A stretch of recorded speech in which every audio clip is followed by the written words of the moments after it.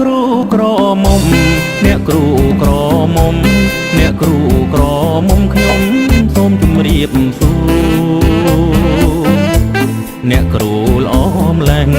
អ្នកគ្រូល្អម្ល៉េះក៏ហើយមានចំណេញពិសេសណាស់អ្នកគ្រូអើយអ្នកក៏មកគួសម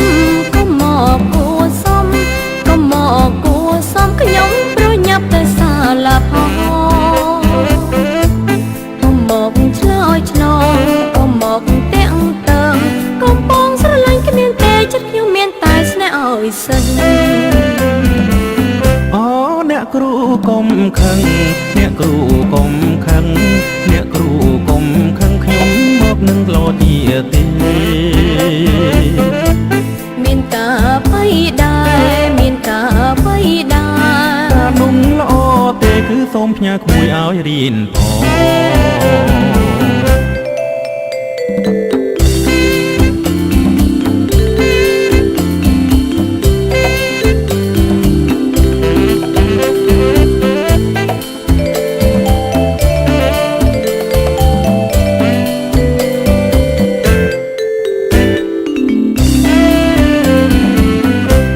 អ្នកគ្រូក្រមុំ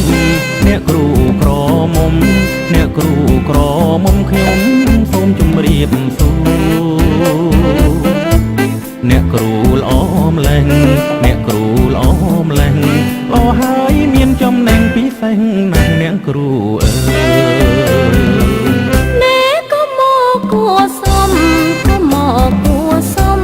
ក៏មកគួសមខ្ញុំប្រញាប់តែសាលាផង